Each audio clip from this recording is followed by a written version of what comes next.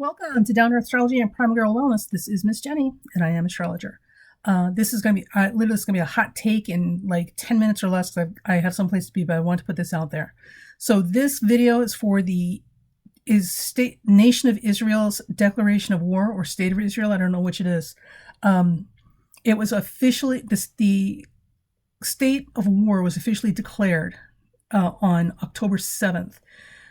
At 6 a.m. in Jerusalem, Israel. So this is the chart for that. We're trying to get a quick peek to see if this is something all of us need to worry about, like in a big way. I mean, it's clearly something that needs to be worried about, but at the same time, Israel was in bed with Trump and like lauded him as, the savior come to save them during his last years in office. So I've got a lot of mixed feelings about this because Jesus, Trump. Anyway.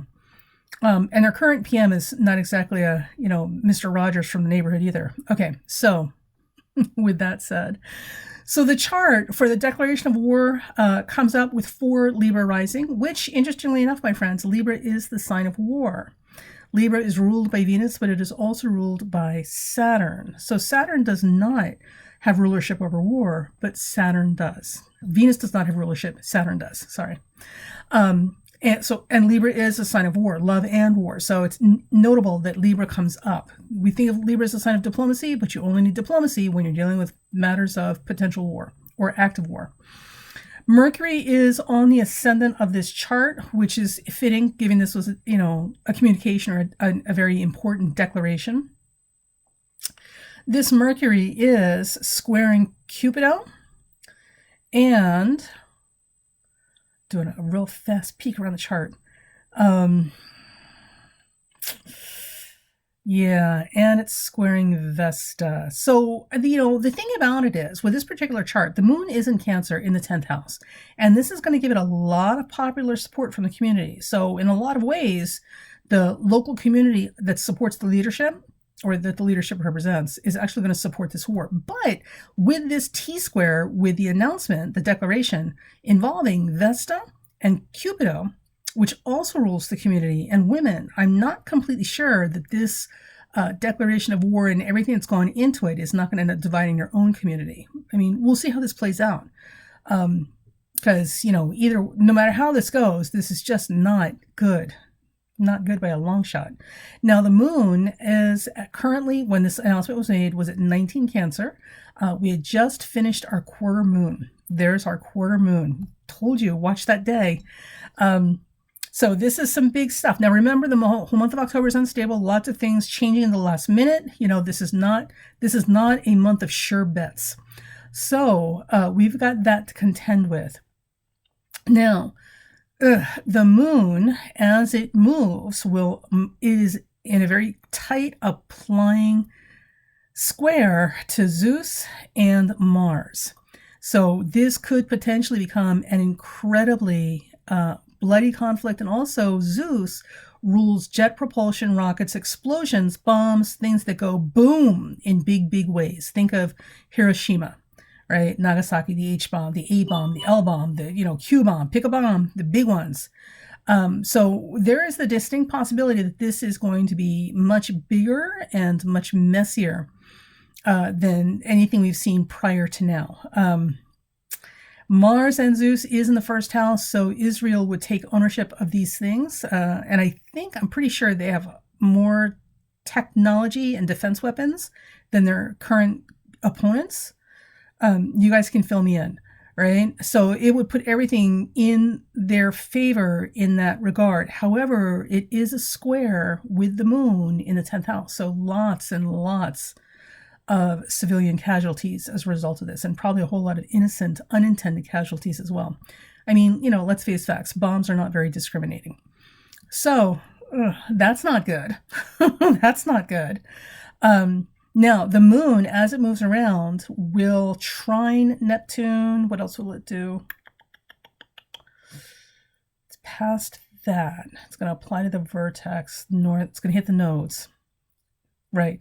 So the south node is also that Mars-Zeus combination. So this is literally a repeat of stuff that has happened in previous lifetimes, if you believe in that sort of stuff. Also, it doesn't make Israel as strong as it would seem. or as discerning in how they're managing their weaponry. And I don't know what that means. So I guess we'll have to see how it plays out, or somebody will have to explain that to me. But there's handicaps and weaknesses here in the use of their artillery, or their weapons, which will be to their disadvantage, certainly. I don't know, maybe it's old equipment. That doesn't seem right. They've got a ton of money, and they're getting a ton of money from us. So I don't know how they have old, faulty equipment. I don't know. We'll see. And then, of course, the moon goes to Neptune. So there's possible water engagement, like coming from the shores. Or I have to go check my map. I'm thinking Israel is close to water, because I think Palestine, that they've been bombing for decades now, sits on the shore, on the edge of the water. So it's Israel, then Palestine, then the water. I think that's how it works. So there may be issues coming from that side as well before this is over. The last aspect this makes is an opposition to Pluto in those last degrees of Capricorn retrograde. And that will finish the game. That will literally end it, like the Mortal Kombat. End him. Sorry, I don't mean to be funny. This is really not funny. But a little nervous. There will be a finality to the resolution of this when it comes around. And boy, will it be final. Oh my God. So yeah, this is going to be serious. Sorry. And in the next video, when I have some time and I can focus, we'll take a closer look at this chart and see what else it can tell us. And if I can find a chart for Israel, we'll look up Israel. And in the meantime, I'm going to read up on Hamas, who these people are, and all that sort of stuff. But again, listen, I'm no Trump supporter. The fact that these people were in bed with Trump and like literally celebrated him like, a god come to save them during his administration leaves a really bad taste in my mouth about a lot of things, and a lot of questions about them and their priorities, But, what do I know? Listen, I live in the United States. We've got our own, clown car posse here we've got to worry about, and the freaking, oh my God, the Neanderthal evangelist trying to drag us backward in time. So we've got our own stuff to deal with. Okay, so with that said, remember, visualize. Keep your eyes on the prize. What you focus on is where your attention goes, is where energy goes. So do not focus on this becoming like a huge conflagration of war. Focus on the other side of this, when things are peaceful and calm and we're not dealing with it anymore, and everything's right with the world again. Focus on that side of this equation. Don't focus on the immediate, because wherever you focus your attention, energy is going to go and magnify it.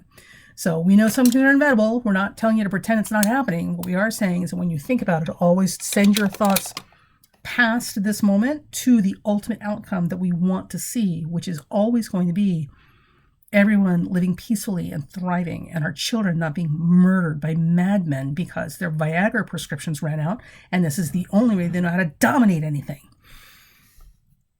This is what happens when you leave the men in charge. Okay. Talk to you guys soon.